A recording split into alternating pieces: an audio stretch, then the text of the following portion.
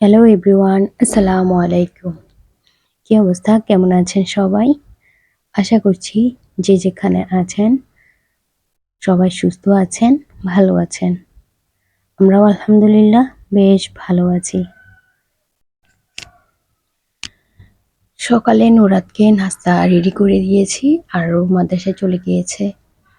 আয়ান উঠেছে সে অনেক সকালে কিন্তু ও এখনো নাস্তা করেনি। তাই ওর জন্য নাস্তাটা রেডি করে দিলাম। ও রুটিটা খাচ্ছিল না, তাই জন্য চিন্তা করলাম যে অন্যভাবে কিছু ওর জন্য রেডি করি।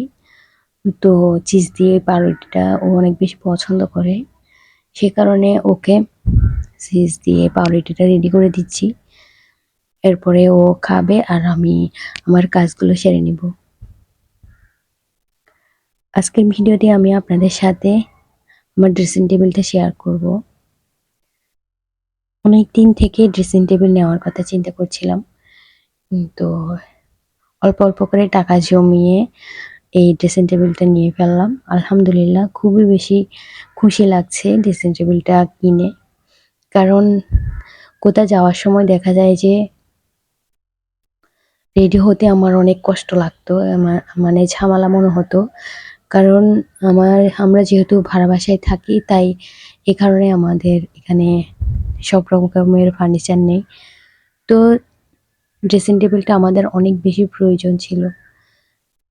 তো সেই হিসাবে চিন্তা করে অনেক বেশি চিন্তা ভাবনা করে ড্রেসিং টেবিলটা কিনেছি, যাতে করে আমার ছোট্ট জায়গার মধ্যে আমার সব প্রয়োজনীয় জিনিস কিভাবে রাখা যায়, রাখতে পারি কিনা সেরকম করে চিন্তা করে ড্রেসিং টেবিলটা নিয়েছি।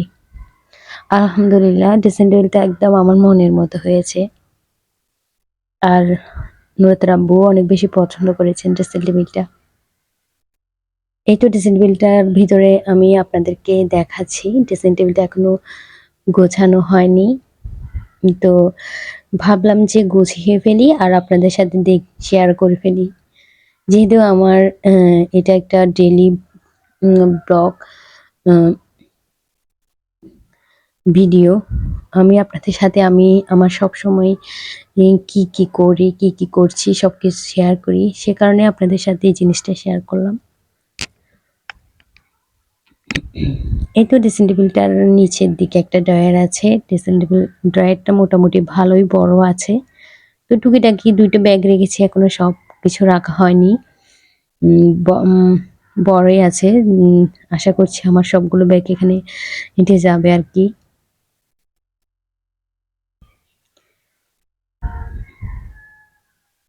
এই পাশে একটা লম্বা দেখে ড্রয়ার না, এটা একটা তাকের মতো।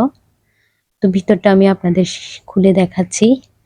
এখন এমন হয়েছে যে আমি এখনো খুলেও দেখি নাই। মানে দোকানে দেখেছিলাম। তো ভিতরে এখনো মোছা হয়নি, উপরেরটা নুরাত মুছে দিয়েছে।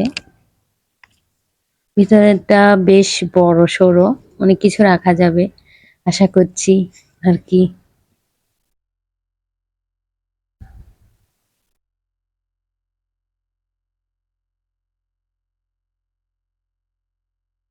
পাশের দিকে এরকম তাক তাক করা আছে। তো অনেক রকমেরই দেখেছি যে দরজা বন্ধ করে যায়, এরকমও দেখেছি। কিন্তু চিন্তা করলাম যে দরজা বন্ধ লাগানো যায় এরকম কিনলে আমি হয় টুকটাক আমার সবসময় প্রয়োজনীয় যে জিনিসগুলো লাগে সেগুলো ইউজ করার জন্য আমি দরজা খুলে নিব, আবার বন্ধ করব, এরকম একটা ঝামেলা। তাই জন্য এরকম নিলাম আর কি, যাতে করে সহজেই নেওয়া যায়। আমার প্রয়োজনীয় জিনিসগুলো বাইরে রাখা যায়। এই তো ফাইনালি এভাবে সাজিয়েছি। কেমন লাগছে বলুন তো? আলহামদুলিল্লাহ আমার কাছে তো বেশ ভালোই লাগছে। তো এখনো মোটামুটি করে গুছিয়েছি আর কি। যখন আমি ইউজ করব ড্রেসিং টেবিলটা, তখন বুঝতে পারবো যে আরো কিভাবে সহজভাবে সাজানো যায়। মানে কোন জিনিসটা কোথায় রাখলে আমার জন্য সহজ হয়, সেই জিনিসটা আমি খুব ভালো করেই বুঝবো। তো সেই হিসাবে আবার গোছাতে পারবো। তো আপাতত আমি এভাবেই গুছিয়েছি। আপনাদের কাছে কেমন লেগেছে আমাকে কমেন্টে অবশ্যই জানাবেন।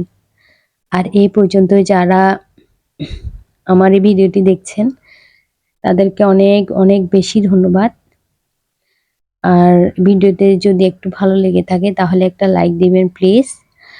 আর যদি ইচ্ছে হয় তো সাবস্ক্রাইব করবেন, আমার পাশেই থাকবেন আরও ভিডিও আমার সাথে থাকার জন্য, আমার লাইফস্টাইল ব্লগ দেখার জন্য।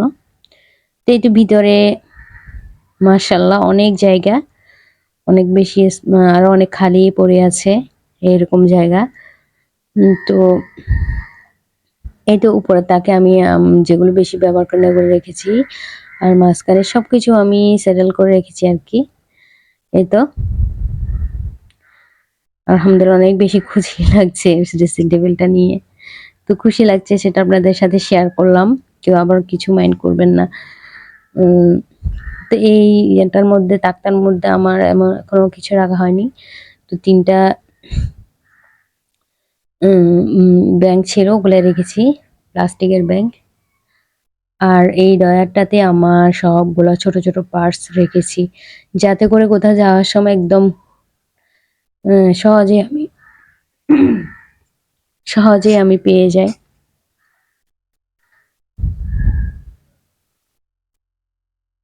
তো এইভাবে গুছিয়েছি আর কি। আমি ভিডিও করছি আর এদিকে আমার আয়ানমণি তো খেলা করছে। আজকে আপনাদের সাথে একটা জিনিস শেয়ার করছি। তো যেটা হচ্ছে যে আমার জানালার পাশে দিয়ে খুব সুন্দর করে আম গাছে মুকুল এসেছে। অনেক বেশি সুন্দর লাগে এই দৃশ্যটা, সবসময় দেখি আর কি আমার জানালার পাশে। তো আজকে এই পর্যন্তই। সবাই ভালো থাকবেন, সুস্থ থাকবেন, নিরাপদে থাকবেন, আর আমাদের জন্য দোয়া করবেন। আল্লাহ হাফেজ। আসসালামু আলাইকুম।